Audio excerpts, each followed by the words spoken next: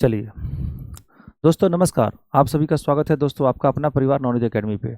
दोस्तों, आशा कर सकते हैं जहां भी होंगे स्वस्थ होंगे, मस्त होंगे, ज़बरदस्त होंगे और पढ़ाई को अपने करने का प्रयास भी करते होंगे दोस्तों।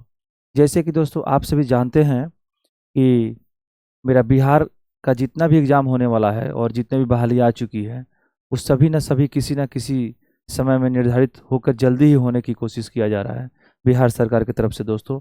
जैसे कि आगामी हमारा 4.0 का जो बहाली है वो भी आने वाला है। उसको देखते हुए मैंने बिहार में जितनी प्रकार की एग्ज़ाम होती हैं, चाहे वो बिहार एसएससी हो, बीपीएससी हो, चाहे जितनी प्रकार की आपको बिहार पुलिस भी क्यों ना हो, दरोगा क्यों ना हो, जितनी प्रकार की बिहार में एग्ज़ाम होती है दोस्तों, सभी का क्वेश्चन सीरीज जो है इसके पहले मैंने 2 क्लास ऑलरेडी ले चुका हूँ। और वो बीपीएससी क्वेश्चन जो है हमने शुरुआत किया अभी पढ़ाने के लिए। यानी बीपीएससी में जितने भी क्वेश्चन पूछा जा रहा है, बीपीएससी के द्वारा जितने भी क्वेश्चन पूछा जा रहा है वो भी क्वेश्चन 2022 और 21 का मैं लेने जा रहा हूँ दोस्तों। इसके पहले मैंने 21 के क्वेश्चन को बताया था। अभी जो क्वेश्चन है ये 22 वाले क्वेश्चन को मैंने आपके सामने देने का प्रयास किया है और 22 वाले क्वेश्चन का मैंने डिस्कशन आप कराऊंगा दोस्तों। इसके पहले दोस्तों 2 वीडियो और आ चुका है, यानी स्पार्क पब्लिकेशन का वॉर नाइनर का ये सामान्य अध्ययन सीरीज है दोस्तों। और इसका ऑलरेडी जो है दोस्तों ये 2 क्वेश्चन आ चुका है। यही बुक है दोस्तों, यही बुक का जो जो वन लाइनर जितने भी क्वेश्चन पूछा हुआ है दोस्तों, इसी क्वेश्चन को मैंने पढ़ाने का प्रयास कर रहा हूँ। वो भी देखिए 32 वर्षों में अगर पूछे जा रहे हैं तो 14,000 प्रश्नों का संकलन है इसमें दोस्तों। लेकिन ये 32 वर्षों का क्वेश्चन हमको नहीं पढ़ना। ये 32 वर्षों का जो क्वेश्चन है ये मुझे नहीं पढ़ना। मुझे पढ़ना है मात्र 2020 और 21 का लेटेस्ट पैटर्न, जो एग्जाम में भी हाल ही में पूछा जा रहा है दोस्तों। पहले ज़माने के क्वेश्चन जो है अभी रिपीट नहीं होते हैं, या वो पैटर्न से आउट ऑफ पैटर्न है, तो उसको पढ़ने से कोई फ़ायदा नहीं होता है दोस्तों। क्योंकि अभी जितने भी मेरे एग्ज़ाम हो रहे हैं वो सभी एग्ज़ाम में जो लेटेस्ट पैटर्न जो फॉलो कर रहा है, उसी पैटर्न को कवर करते हुए ये सीरीज की शुरुआत दोस्तों किया जा रहा है। और आप सभी जानते हैं दोस्तों कि किसी न किसी एग्ज़ाम में अगर क्वेश्चन पूछता है अगर किसी न किसी एग्ज़ाम में, वो क्वेश्चन का इंपॉर्टेंस काफ़ी बढ़ जाता है दोस्तों। चाहे वो बैंकिंग का क्वेश्चन क्यों ना हो, जीके जीएस का, चाहे वो रेलवे का ही क्वेश्चन क्यों ना हो, एसएससी के द्वारा ही प्रीवियस ईयर क्यों ना हो, उन सभी क्वेश्चन दोस्तों, उन सभी क्वेश्चन से भी किसी न किसी एग्जाम में क्वेश्चन पूछे ही जाते हैं दोस्तों। यानी आपको 30 से 40% जो क्वेश्चन होते हैं वो किसी न किसी एग्जाम में पूछे हुए रहते हैं और उसी का डायरेक्ट रिपीटेशन दोस्तों कर दिया जाता है। तो आइए हम सभी आज ये बुक से रूबरू होते हैं और समझते हैं कि बुक जो है कितनी खासियत है। और अगर जैसे कि मैं ये चाहूँगा कि जितने प्रकार के एग्ज़ाम है दोस्तों, ये सभी एग्ज़ाम का नामांकन यहाँ पे कर दिया गया है कि किन किन एग्जामिनेशन का क्वेश्चन इसमें डाला गया है दोस्तों। ये काफ़ी इम्पोर्टेंट है और आपके पढ़ाई को और आपके तैयारी को एक नया मुहिम देने का प्रयास करेगा दोस्तों। क्योंकि अगर प्रीवियस ईयर क्वेश्चन अगर आप पूरी तरह से तैयार हो जाते हैं दोस्तों, बिहार के किसी भी एग्ज़ाम में जाते हैं 40 से 50% क्वेश्चन वही रहता है।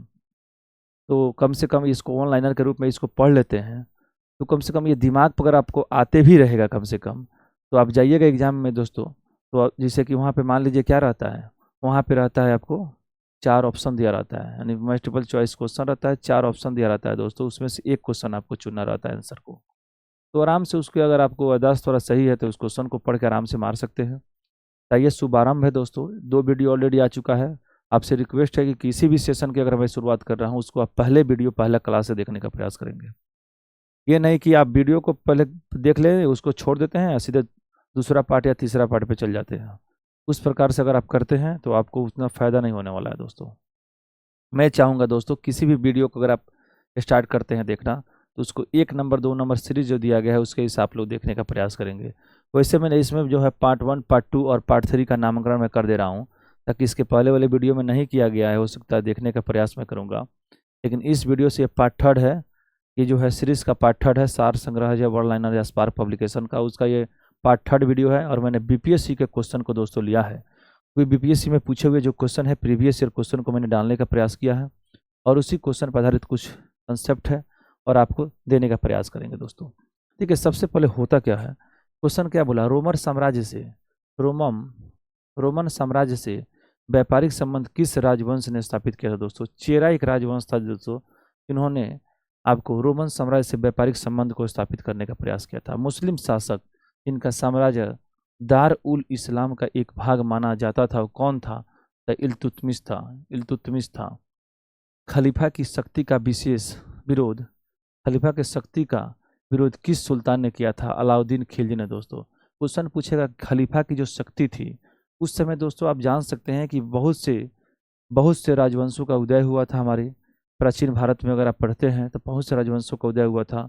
किन्होंने अपने आंदोलन को किस प्रकार से अग्रसर किया, इन्होंने किस प्रकार अपने साम्राज्य का विस्तार किया, किनसे किस प्रकार से अपने साम्राज्य को छीना और अधिकार किया, ये सब बारे की चर्चा प्राचीन भारत में आप लोग पढ़ेंगे दोस्तों। खलीफा आंदोलन की शक्ति का विरोध किस सुल्तान ने किया था? तो अलाउद्दीन खिलजी ने किया था दोस्तों। तुगलक खान ने किसके शासनकाल के दौरान विद्रोह किया? बलबन ने, ठीक है। सर्वप्रथम किस मुगल शासक ने ब्रिटिश के विरुद्ध संघर्ष किया था? वो कौन सा प्रथम मुगल शासक था दोस्तों? वो कौन सा प्रथम मुगल शासक था जिन्होंने ब्रिटिश साम्राज्य के विरुद्ध में सबसे पहले आंदोलन किया था? औरंगजेब थे, ठीक है ना। किस मुगल शासक ने ब्रिटिश के विरुद्ध संघर्ष किया था? सबसे पहली बात तो अंग्रेजेब ने ही किया था। अंग्रेजेब काफी शक्तिशाली माने जाते हैं दोस्तों। सती प्रथा का उन्मूलन तथा ठगों के संगठित गिरोहों का दमन किस गवर्नर जनरल ने किया था? लॉर्ड विलियम बेंटिक ने किया था। सती प्रथा का जो उन्मूलन हो रहा था, ठगों के संगठित गिरोह का दमन किया गया था, दबाया जा चुका था उसको, किस गवर्नर जनरल ने किया था? तो विलियम बेंटिक ने किया था दोस्तों। किसने सिंध विजित कर उसका अधिकरण किया था? तो नेपियर ने किया था। भारत में सर्वप्रथम जनगणना किस वर्ष प्रारंभ की गई थी? 1872 में दोस्तों। 1872 में सबसे पहले जनगणना की शुरुआत हुई है। ये काफ़ी इंपॉर्टेंट सीरीज में से आया। जनगणना की शुरुआत जो हुई थी, जनगणना की जो शुरुआत हुई है दोस्तों 1872 से प्रारंभ किया था सबसे पहली बात, ठीक है ना। 1872 में प्रारंभ किया गया था। सुखदेव भगत सिंह तथा राजगुरु को किस तारीख को फांसी दी गई थी दोस्तों? 23 मार्च 1931 को। ये क्वेश्चन शायद पूछा है इसके पहले जो मैं बताया था, इसके पहले जो मेरा जो वीडियो का पार्ट आया है वो दोनों वीडियो के पार्ट में शायद ये क्वेश्चन पूछा गया था, रिपीटेशन अभी किया गया है।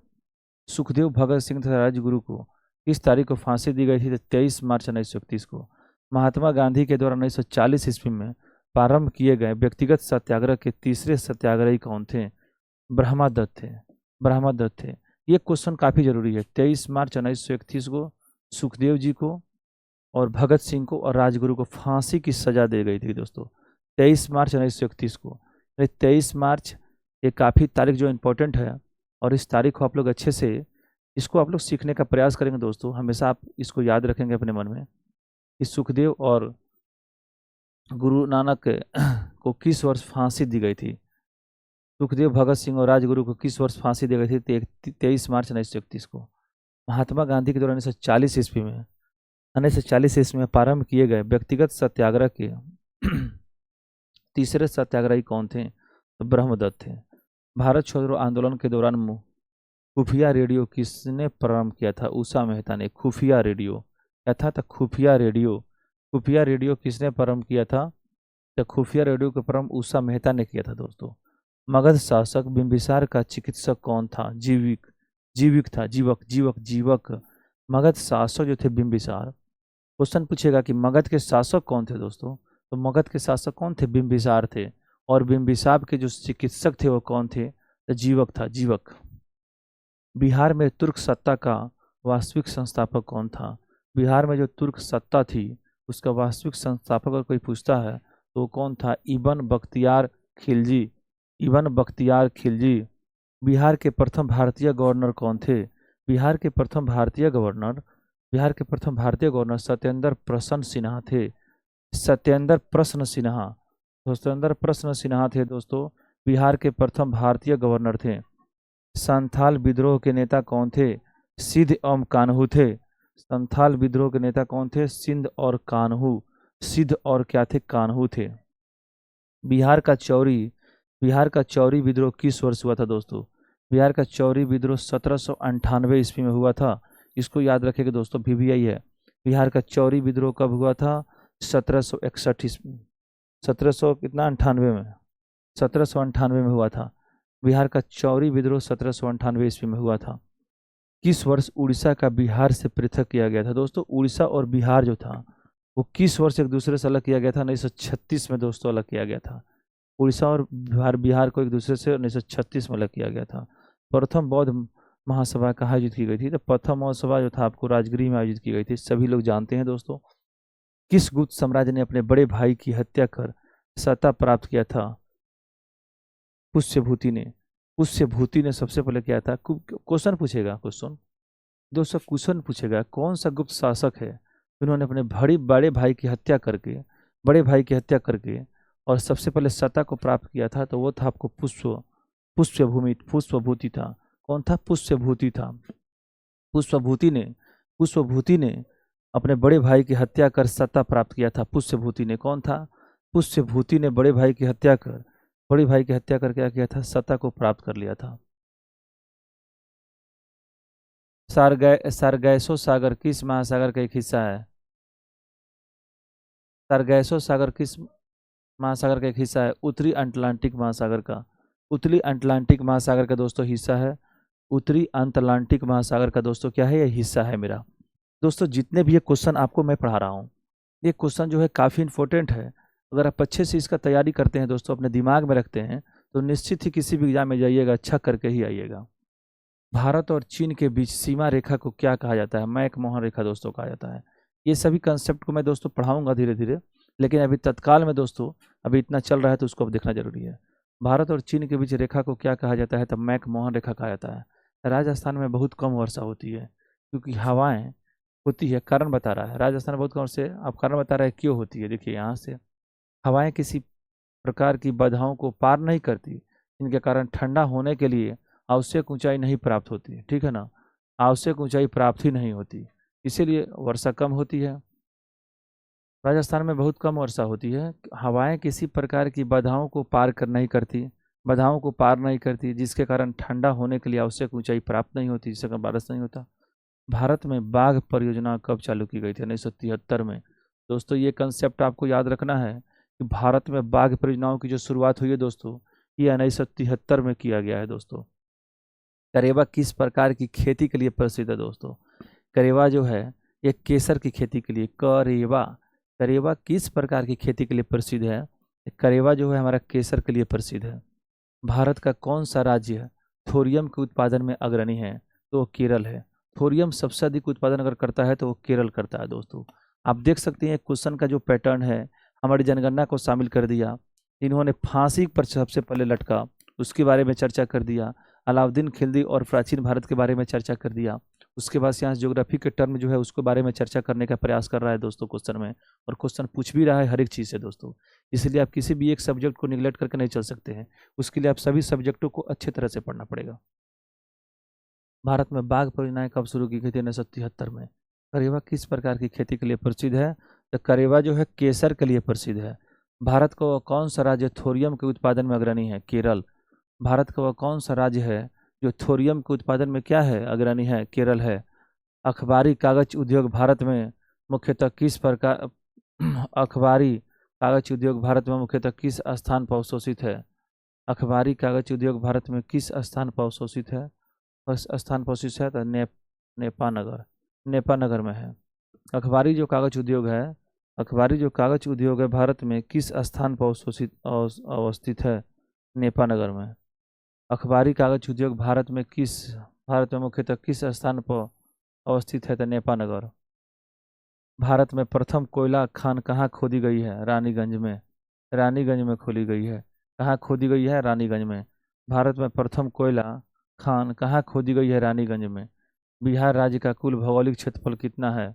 तो 94,163 वर्ग किलोमीटर। बिहार राज्य का कुल भौगोलिक क्षेत्रफल, यानी बिहार का कुल भौगोलिक अगर क्षेत्रफल की दोस्तों बारे में बात करते हैं तो 94,163 वर्ग किलोमीटर है। ये तो बिहार का एग्जाम दीजिएगा तो ये क्षेत्रफल आपको पूछता ही सकता है, लेकिन भले किसी न किसी एग्जाम में बिहार के बारे में नहीं पूछता है दोस्तों, लेकिन बीपीएससी का अगर एग्जाम देते हैं तो उसमें बिहार के बारे में कुछ ना कुछ अंश आपको देगा ही पढ़ने के लिए उसमें। बिहार के किस जिले में तिल्हार कुंड जलप्रपात अवस्थित है? कैमूर में। कैमूर में एक जलप्रपात अवस्थित है, उस जलप्रपात का नाम क्या है? तिल्हार कुंड। तिल्हार कुंड जलप्रपात क्या है? तिल्हार कुंड जलप्रपात दोस्तों। तिल्हार कुंड जो जलप्रपात है वो कहाँ है? कैमूर में है। एशिया की सबसे बड़ी एवं ताज़ा जल वाली गोकुल झील बिहार में कौन सी है? कांवर झील है। ताज़ा जल वाली गोखुर झील है। ठीक है ना। एशिया की सबसे बड़ी और एशिया की सबसे बड़ी और ताज़ा जल वाली गोखुर झील बिहार में कहाँ पे है? तो कांवर झील है, ठीक है। बिहार के किस जिले में सबसे अधिक सोने का भंडार मिला है? तो जमुई में। बिहार के किस जिले में सबसे अधिक सोने का भंडार मिला है? जमुई में। बिहार के किस जिले को सिल्क सिटी के नाम से जाना जाता है? तो भागलपुर को दोस्तों। भागलपुर को सिल्क सिटी के नाम से जाना जाता है। मैंने भागलपुर का, अगर भागलपुर जाइएगा दोस्तों, वहाँ पे भागलपुर में सेंट्रल जेल भी है, लेकिन भागलपुर में सबसे पहले उसको हम किस नाम से जाना जाता है? तो वो सिल्क सिटी कहा जाता है। सिल्क सिटी है भागलपुर में सबसे पहले, ये जानना जरूरी है भागलपुर से। और कैमूर में मेरा क्या है? कैमूर में मैंने आपको बताया तेल्हाड़ कुंड है, जलप्रपात है कैमूर में। और कांवर झील की बात करते हैं तो एशिया का सबसे बड़ी झील है कांवर झील, जो गोखुर झील बिहार में स्थित है। सौर मंडल का सबसे प्रधान आकाशीय पिंड कौन सा है? सूर्य है, ये सब कोई जानता है। सौर मंडल का, अगर दोस्तों सौर मंडल किसे कहते हैं? तो सूर्य, तारे, चंद्रमा, ग्रह, उपग्रह जो सम्मिलित रूप से ये परिवार होता है, मेरा सौर मंडल कहलाता है। और सौर मंडल का जो सबसे प्रमुख होता है दोस्तों, वो सौर मंडल का सबसे प्रमुख के बारे में बात करते हैं, सूर्य होता है। पृथ्वी की आंतरिक परत नीफे के निर्माण में किन तत्वों की प्रमुखता होती है? नीफे, निकेल और फेरस की प्रधानता होती है। नीफे हो गया तो निकेल हो गया, आयब से क्या हो गया? फेरस हो गया। निकेल और फेरस की प्रधानता होती है नीफे में। सियाल, सीमा और नीफे होता है। आंतरिक परत के बारे में दोस्तों बात करते हैं। पृथ्वी की जो आंतरिक परत है वो सियाल, सीमा और नीफे से मिलकर बना हुआ है। सियाल, सीमा और नीफे। और नीफे जो होता है दो प्रकार में बढ़ जाता है, आंतरिक और बाहरी परत, ठीक है ना। ये आंतरिक और नीचे की निर्माण की परत क्या होती है? तो निकेल और फेरस से मिलकर बनी होती है। भौलिक अगर अपर्दन की बात करते हैं, चक्र को संकल्पना किसने प्रस्तुत किया था? WM डेविस ने। दोस्तों ये क्वेश्चन काफ़ी इंपॉर्टेंट है, ये क्वेश्चन मुझे कुछ अलग लगा। सबसे पहले दोस्तों, अगर आप किसी प्रकार की अवधारणाओं के बारे में चर्चा करते हैं, किसी प्रकार की अगर अपर्दन चक्र के बारे में बात करते हैं, भौगोलिक क्या है? अपर्दन चक्र को संकल्पना किसने प्रस्तुत की थी? सबसे पहले WM डेविड ने। ठीक है, WM क्या था? WM डेविड ने किया था सबसे पहले। WM क्या था? डेविड ने किया था। WM डेविड ने सबसे पहले प्रारंभ किया था दोस्तों। WM डेविड ने सबसे पहले प्रारंभ किया। गजरने वाली चालीसा क्या था? गजरने वाली चालीसा या कुद्र 50, चीखने वाली 60, पवन पृथ्वी के किस गोलार्ध में चलती है? तो दक्षिणी गोलार्ध में। पृथ्वी के किस गोलार्ध में चलती है? दक्षिणी गोलार्ध में चलती है। गरजने वाली जो चालीसा होती है या कुद्र 50, चीखने वाली 60, पवन किस मतलब पवन पृथ्वी के किस गोलार्ध में चलती है? तो वो दक्षिणी गोलार्ध में चलती है दोस्तों, ठीक है। चलिएगा दोस्तों, ये क्वेश्चन जो है ना काफ़ी इंपॉर्टेंट होता है एग्जाम के दृष्टिकोण से। अगर आप देखते हैं, इसके बिना आप सोचिएगा कि मैं एग्जाम को निकाल लूँ, तो ये मैंने हमारे देखने से तो निकल ही सकता। अगर निकल भी जाएगा तो आपका एक मेरिट जो बनना चाहिए, उस प्रकार के मेरिट आपके अंदर डेवलप नहीं हो पाएगा दोस्तों, सबसे पहली बात, ठीक है ना। क्वेश्चन कट तो नहीं रहा है? चलिए ठीक है, चलिए ठीक है। देखिएगा, शुरू करते हैं। लोकसभा में सामान्यतः कितने शस्त्र होते हैं? 3 शस्त्र होते हैं। लोकसभा में कितने शस्त्र होते हैं? तो लोकसभा में अगर शस्त्र के बारे में दोस्तों बात करते हैं, लोकसभा में अगर शस्त्र के बारे में दोस्तों बात करते हैं तो 3 गो शस्त्र होता है लोकसभा में। कितने शस्त्र होते हैं? 3 शस्त्र होते हैं लोकसभा में। सामान्यतः कितने शस्त्र? 3 शस्त्र, ठीक है ना। स्वतंत्र स्वतंत्र भारत के प्रथम विधि आयोग के अध्यक्ष कौन थे? तो श्री MC सेतलवाद थे। क्या था? MC रोतलवाद थे, ठीक है ना। श्री MC रोतलवाद थे। ये कौन थे? भारत के प्रथम विधि आयोग के अध्यक्ष थे। विधि आयोग यानी विधि का जो निर्माण करता है उसका आयोग, प्रथम स्वतंत्र भारत के प्रथम विधि आयोग MC रोतवाल थे। प्रत्येक राज्य में लोकसभा की सीटों का निर्धारण परिसीमन आयोग द्वारा किया जाता है, सही बात है। इस परिसीमन को किस वर्ष तक रोक दिया गया है? 2026 तक। देखिए, लोकसभा का जो सीटों का जो परिसीमन का मतलब कहने का ये हुआ कि लोकसभा की जो सीट है उसको हमको बढ़ाना है। लोकसभा के सीटों को क्या करना है? बढ़ोतरी करना है दोस्तों। तो कैबिनेट के द्वारा पास कर दिया गया है कि 2026 तक तो उसको बढ़ा नहीं सकते हैं, लेकिन 2026 के बाद लोकसभा की, चूंकि दोस्तों जनसंख्या काफ़ी बढ़ रही है, सांसद की संख्या सीमित है, लोकसभा की सीटों की संख्या भी सीमित है, तो जनसंख्या बढ़ता है तो सीट की संख्या भी दोस्तों बढ़ाया जाता है। तो सीट की संख्या को बढ़ाने के लिए दोस्तों उसमें संशोधन और बिल लोकसभा में पेश किया जाता है बिल को, लेकिन उसको भी क्या कर दिया गया है, पेश 2026 तक उसको रोक दिया गया है। यानी 26 तक लोकसभा में सीटों की संख्या जो वर्तमान में जितनी है उतनी ही रहेगी, और 26 के बाद जो है इसको एक्सटेंड करने का प्रयास किया जाएगा। पंचायतों की वित्तीय स्थिति की समीक्षा के लिए राज्य सरकार प्रत्येक 5 वर्षों में क्या गठित करती है, वित्त आयोग। पंचायतों की वित्तीय स्थिति की समीक्षा के लिए राज्य सरकार प्रत्येक 5 वर्षों में क्या करती है, वित्त आयोग। ठीक है। भारत का राष्ट्रपति कितनी बार पुनः चुनाव के लिए पात्र होता है, कितने ही बार भी कोई सीमा नहीं है। भंडारी समिति किससे संबंधित है, क्षेत्रीय ग्रामीण बैंकों की पुनः संरचना से संबंधित है। बारदौली सत्याग्रह का सफल नेतृत्व किसने किया था, वल्लभ भाई पटेल ने। बारदौली सत्याग्रह जो था, बारदौली जो सत्याग्रह था, बारदौली सत्याग्रह का जो सबसे पहले सफल जो नेतृत्व किसने किया था, तो वल्लभ भाई पटेल ने किया था। वल्लभ भाई पटेल ने किया। ठीक है ना, वल्लभ भाई पटेल ने किया। कौन सा किया था, बारदौली सत्याग्रह को किया था। ठीक है। प्रसिद्ध गांधी इरविन समझौता किस वर्ष किया था, 1931 में। गांधी इरविन समझौता के बारे में बात करते हैं, 1931। भारतीय राष्ट्रीय कांग्रेस ने किस वर्ष में पूर्ण स्वाधीनता का प्रस्ताव पारित किया था, 1929 में, लाहौर में। 1929 में क्या किया, लाहौर में किया था वो। ठीक है ना। सुभाष चंद्र बोस ने निकोबार द्वीप को एक नया नाम दिया, वो कौन सा था, तो स्वराज द्वीप था उसका नाम। क्या था, स्वराज द्वीप था। फरवरी 2022 ईस्वी में पुलिस चौकी में आग लगाने की घटना से संबंधित चौरी चौरा किस राज्य में है, तो उत्तर प्रदेश में है। चौरी चौरा किस राज्य में है, उत्तर प्रदेश में। अब फरवरी 1922 ईस्वी में पुलिस चौकी में आग लगाने की घटना से संबंधित चौरी चौरा किस राज्य में है, उत्तर प्रदेश में। खुदीराम बोस ने किस स्थान पर किंग्सफोर्ड की हत्या का प्रयास किया है। खुदीराम बोस ने किस स्थान पर किंग्सफोर्ड की हत्या का प्रयास किया है, तो मुजफ्फरपुर में। आजाद दस्ता बिहार के किस आंदोलन के दौरान सक्रिय रहा था, भारत छोड़ो आंदोलन। आजाद दस्ता था, भारत में एक दस्ता का नाम था आजाद दस्ता, और वो जो दस्ता था वो भारत छोड़ो आंदोलन के समय क्या था, काफ़ी सक्रिय था दोस्तों। यानी उस काफ़ी सक्रिय था भारत छोड़ो आंदोलन के समय। भारत छोड़ो आंदोलन के समय क्या था, काफ़ी सक्रिय था। 1946 में गठित अंतरिम सरकार के मंत्रिमंडल में श्रम विभाग किसने सौंपा था, जगजीवन राम ने सौंपा था। 1942 ईस्वी में किस त्योहार के अवसर पर जयप्रकाश नारायण हजारीबाग जेल से निकल कर क्या किए थे, भाग गए थे। दीपावली के दिन जेल से निकल कर भाग गए थे। 1942 में किस त्यौहार के अवसर पर जयप्रकाश नारायण हजारीबाग जेल से निकल कर भाग गए थे, दीपावली के दिन। डॉक्टर राजेंद्र प्रसाद को संविधान सभा का सभापति कब चुना गया था, दिसंबर 1946 में। दिसंबर 1946 में डॉक्टर राजेंद्र प्रसाद को संविधान सभा का सभापति कब चुना गया था, दिसंबर 1946 ईस्वी में। झांसी की रानी लक्ष्मीबाई की मृत्यु कहाँ पर हुई थी, ग्वालियर में। झांसी की जो रानी थी लक्ष्मीबाई की मृत्यु कहाँ हुई थी, ग्वालियर में। बंगाल विभाजन के विषय में किसने कहा था, विभाजन हमारे ऊपर बम की तरह गिरा है, तो वो किसने कहा था, बंगाल में बम की तरफ गिरा है, सुरेंद्र नाथ बनर्जी ने किया था। सरदार उधम सिंह ने किसे मारा था, माइकल ओ डवायर के द्वारा।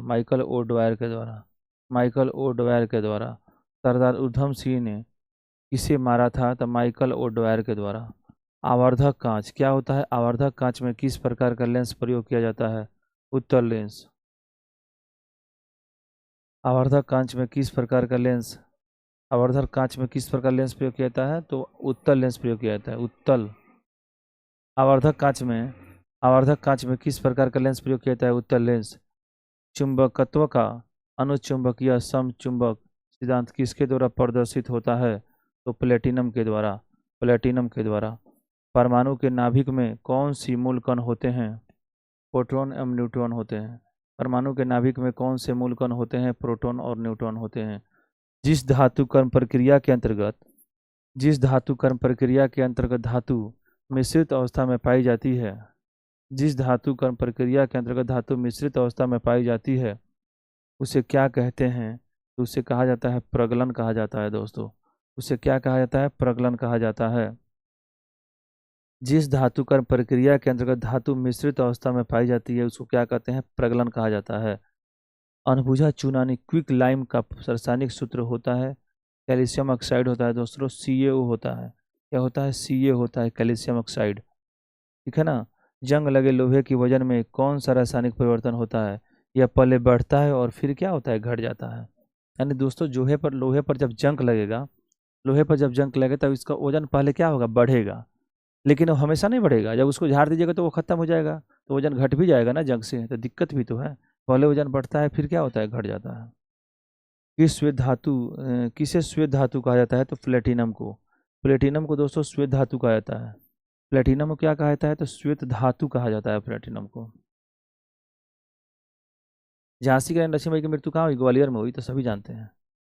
उसके बाद से क्या हुआ? शुद्ध जल के नमक को घोलने से जल का क्वथनांक बढ़ जाता है एवं जल के, ठीक है, शुद्ध जल के नमक को घोलने से जल का क्वथनांक बढ़ जाता है एवं जल के हिमांक पर क्या प्रभाव पड़ता है? तो हिमांक क्या होता है? घट जाता है दोस्तों। बायोगैस का कौन सा अवयव सबसे प्रमुख है? तो मीथेन है। बायोगैस का प्रथम मीथेन है। किस रसायन के कारण पटाखा फूटने से चमकदार लाल रंग दिखाई देता है? स्ट्रोंशियम के कारण। क्या होता है? स्ट्रोंशियम के कारण होता है। लवण युक्त वातावरण प्रेमी पौधे को क्या कहते हैं? लवण युक्त वातावरण प्रेमी क्या होता है? लवणो मृदोभिद कहा जाता है। ठीक है ना। हेलोफाइट्स कहा जाता है। लवणोभिदोभिद, लवणो मुद्दोभिड कहा जाता है। हेलोफाइट्स कहा जाता है। परागन की सुपरिभाषा क्या है? परागन की जो सुपरिभाषा है वो क्या है? परागन कण का, परागन कण का या पराग केसर से, क्या लिखा है? पराग कण का पराग केसर से पुलोम छिद्र तक हस्तांतरित होने की प्रक्रिया, वो तो है, परागन पोलिनेशन होता है। पौधा अपना पोषक तत्व मुख्यतः किससे प्राप्त करता है? तो मृदा से प्राप्त करता है, यानी मिट्टी से प्राप्त करता है। पाइन, फर, स्प्रूस, उसके बाद से रोडार, लाल मिर्च एवं साइप्रस आदि मशहूर लकड़ी उत्पादक पौधों में से बहुत से भारत के पठारी क्षेत्रों में भी पाए जाते हैं। ये सभी क्या कहलाते हैं? अनावृतबीजी कहलाते हैं। जिम्नोस्पर्म कहा जाता है दोस्तों। जिम्नोस्पर्म के बारे में आपने बायोलॉजी में पढ़ा होगा। उसे क्या कहते हैं? जिम्नोस्पर्म कहा जाता है। कार्बोहाइड्रेट के अपघटन उपरांत अंतिम रूप से क्या बनता है? तो ग्लूकोज बनता है। अधिकतर एंजाइम क्या होता है? अधिकतर एंजाइम जो होता है वो प्रोटीन होता है। अधिकतर एंजाइम क्या होता है? तो प्रोटीन होता है। अधिकतर एंजाइम क्या होता है? तो प्रोटीन होता है। किस वैज्ञानिक चिकित्सक ने पहली बार टीकाकरण की शुरुआत किया था? तो एडवर्ड जर्नर ने किया था। क्या किया था? एडवर्ड जर्नर ने। किस वैज्ञानिक चिकित्सक ने पहली बार टीकाकरण की शुरुआत किया था? एडवर्ड जर्नर ने किया। वॉशिंग मशीन का कार्यकारी सिद्धांत क्या होता है? अपकेंद्रन होता है। क्या होता है? अपकेंद्रन होता है। वॉशिंग मशीन का कार्यकारी सिद्धांत क्या होता है? अपकेंद्रन होता है। यदि धरती की घूमने की गति घूर्णन बढ़ा दी जाए तो भूमध्य रेखा पर पिंड का वजन पर क्या प्रभाव पड़ेगा? तो वो घट जाएगा दोस्तों। क्या होता है? घट जाएगा।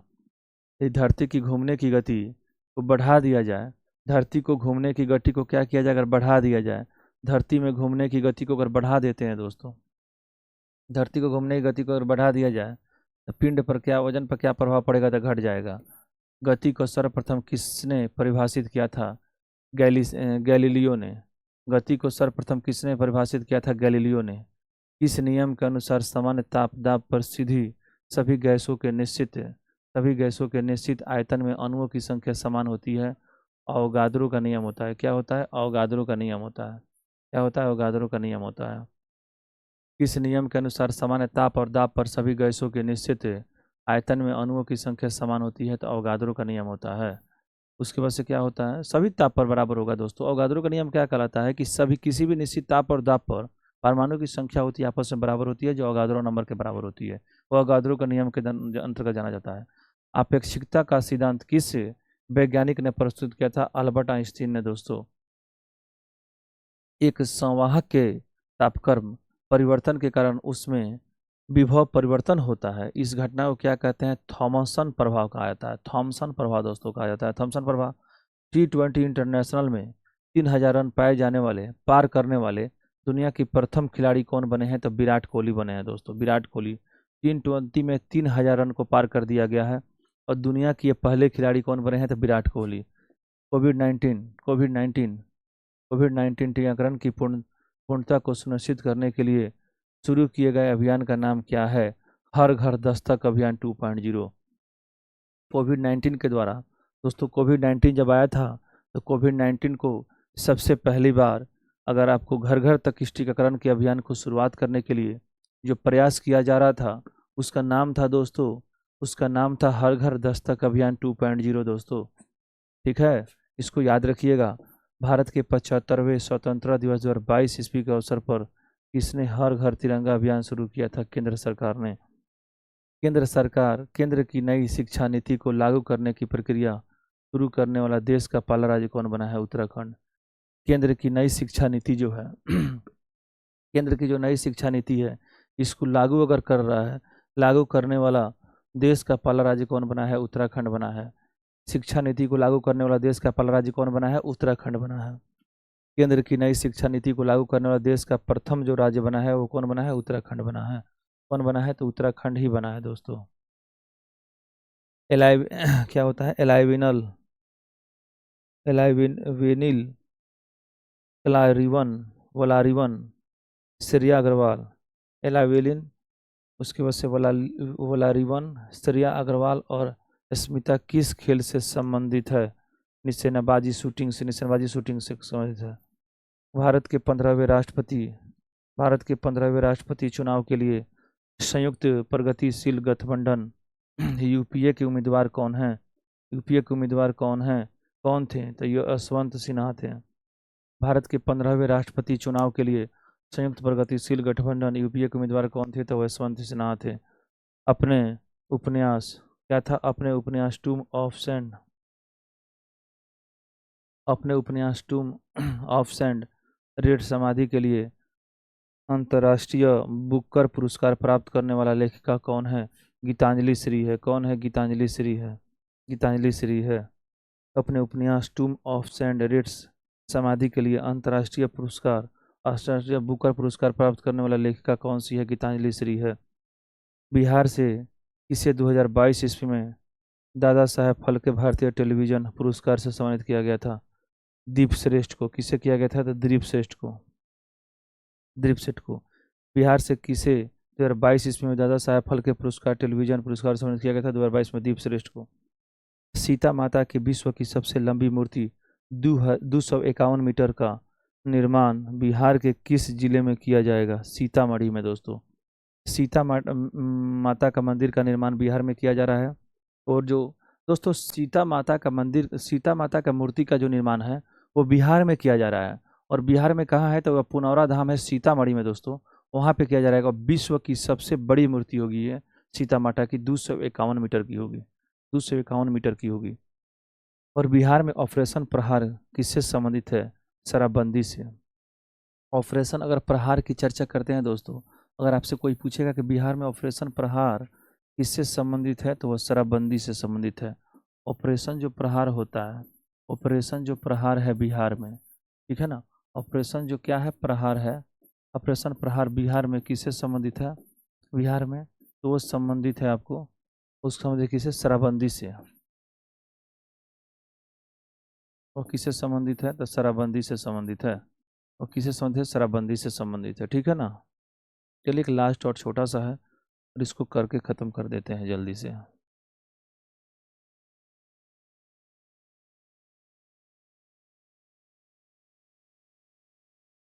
चलिए सबसे पहले शुरू करते हैं दोस्तों। बिहार के किस स्थान पर उत्तर भारत का पहला वर्ल्ड रिंगिंग स्टेशन खोला गया है? तो वह भागलपुर में खोला गया है। World ringing station. विश्व में गिद्ध संरक्षण दोस्तों, विश्व में जो गिद्ध का जो संरक्षण होता है विश्व में जो गिद्ध का संरक्षण है योजना किस अभयारण्य ने शुरू किया है? Valmiki tiger reserve. बिहार में गिद्ध संरक्षण योजना किस अभयारण्य में शुरू किया गया है? Valmiki tiger reserve. चलिए गिद्ध को बचाने के लिए दोस्तों, अगर आप बिहार में घूमने आते हैं तो बिहार में एक छोटा सा जगह है, छोटा सा क्या, मैंने बिहार में एक जिला के अंतर्गत यानी पश्चिमी चंपारण बेतिया जिला के अंतर्गत दोस्तों एक वाल्मीकि नगर टाइगर रिजर्व है, और ये बहुत बड़ा जंगल होता है, और ये बिहार का एक प्रमुख जंगल में से माना जाता है। और बिहार का अगर हम कश्मीर मानते हैं, कश्मीर अगर बिहार का कश्मीर, तो वो हमको वाल्मीकि नगर को ही माना जाता है। और वहाँ पे दोस्तों उस अभयारण्य में टाइगर रिजर्व जो है, वहाँ पे गिद्ध को बचाने के लिए एक योजना शुरू किया गया है। इस योजना की शुरुआत जो है सबसे पहले वाल्मीकि टाइगर रिजर्व में किया गया है। सुनर्दिनी कार्यक्रम किससे संबंधित है? सुनर्दिनी कार्यक्रम आंगनबाड़ी कार्यकर्ताओं से संबंधित है। सुनर्दिनी सुनर्दिनी कार्यक्रम किससे आंगनबाड़ी कार्यकर्ताओं से संबंधित है। संयुक्त राष्ट्र महासभा से ने बहुभाषावाद पर एक भारत प्रायोजित प्रस्ताव अपनाया है, जिसमें पहली बार किस भाषा का उल्लेख किया गया? हिंदी का। भारत में जो सबसे पहले संयुक्त राष्ट्र महासभा में बहुभाषावाद पर भारत में आयोजित प्रस्ताव अपनाया गया है, और वह किस भाषा में है, तो उसके बारे में अगर भाषा की बात करते हैं दोस्तों, तो वह हिंदी भाषा अपनाया गया है। भारत में क्या है, युद्ध प्रभावित यूक्रेन से फरवरी 2022 में भारतीयों की वापसी लाने के लिए किस मिशन के तहत निकाला गया था? ऑपरेशन गंगा के तहत। ऑपरेशन गंगा के तहत निकाला गया। 2022 में है ना, 2022 में क्या किया गया है, जो यूक्रेन से युद्ध छुड़ा था, यूक्रेन से युद्ध हुआ था ना, तो उसमें ऑपरेशन गंगा चलाकर ऑपरेशन गंगा को चलाकर भारतीयों को निकाला गया था वहां से। किस मिशन के तहत? ऑपरेशन गंगा। चीन ने सकतंग वन्यजीव अभयारण्य के आसपास के क्षेत्रों पर अधिकारों का दावा किया है। चीन ने सतकंग वन्यजीव अभयारण्य के आसपास के क्षेत्रों पर अधिकारों का दावा किया, यह दावा करते हुए कि एक विवादित क्षेत्र है। यह वन्यजीव अभयारण्य कहाँ स्थित है? तो भूटान में। ऐसे भूटान में अवस्थित है। चीन ने सबसे पहले क्या, सतकंग वन्यजीव अभयारण्य पर आसपास के क्षेत्रों में क्या किया? विवाद की स्थिति को पैदा किया, और ये बताया विवादित जो क्षेत्र है वो कहाँ पे स्थित है। ये जो है आपको वन्यजीव अभयारण्य कहाँ स्थित है? तो भूटान में। संयुक्त राष्ट्र शांति अभियान में सबसे बड़ा बजट योगदानकर्ता कौन है? तो संयुक्त राज्य अमेरिका है। संयुक्त राष्ट्र शांति अभियान में संयुक्त राष्ट्र शांति अभियान सबसे पहले क्या होता है? तो संयुक्त राष्ट्र क्या था? शक्ति अभियान। संयुक्त राष्ट्र शक्ति अभियान में सबसे बड़ा बजट योगदानकर्ता कौन है? तो संयुक्त राज्य अमेरिका है। शांति अभियान में संयुक्त राष्ट्र का जो शांति अभियान है उसमें सबसे जो है अधिक अगर बजट योगदानकर्ता जो है तो संयुक्त राज्य अमेरिका है।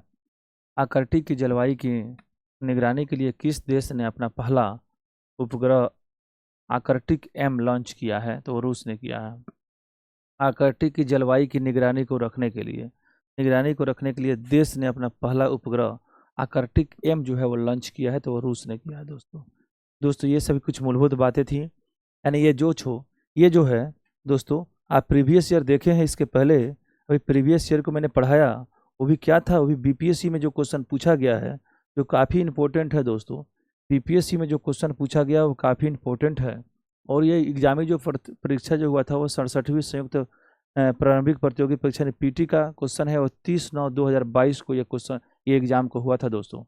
और अभी जैसे कि बीपीएससी 4.0 यानी टीचर की बहाली आने वाली है दोस्तों, तो बीपीएससी ही ना उसको एग्जाम कराता है, बीपीएससी बोर्ड उसको लेता है। तो स्वाभाविक है कि जब बीपीएससी उसको लेता है तो स्टैंडर्ड तो मेंटेन बीपीएससी के पैटर्न के हिसाब से नहीं करेगा, ये नहीं ना, नॉर्मल पैटर्न तो उसका देगा नहीं।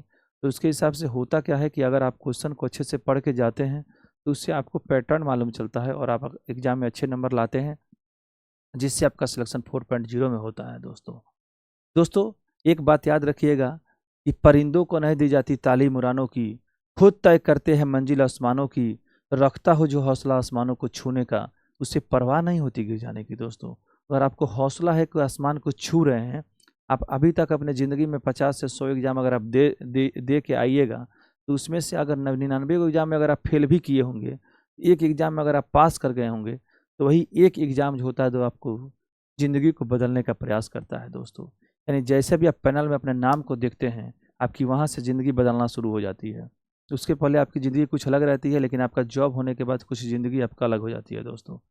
इसलिए मेरा दोस्तों मानना ये होता है कि किसी भी कार्य को अगर आप करते हैं सच्चाई और ईमानदारी और प्यार से करते हैं, लगन से करते हैं, तो सफलता एक न दिन आपको कदम चूमेगी दोस्तों।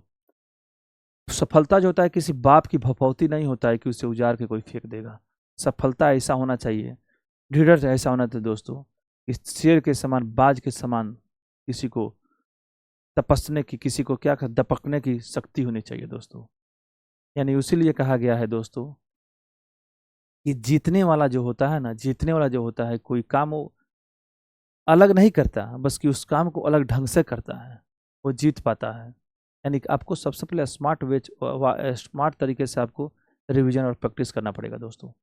स्मार्ट वे अगर अपनाते हैं तो वो रास्ता काफ़ी आसान हो जाता है और अपने कंपटीशन में, अपने दुनिया में अच्छे से कर पाते हैं हर एक डिपार्टमेंट में दोस्तों।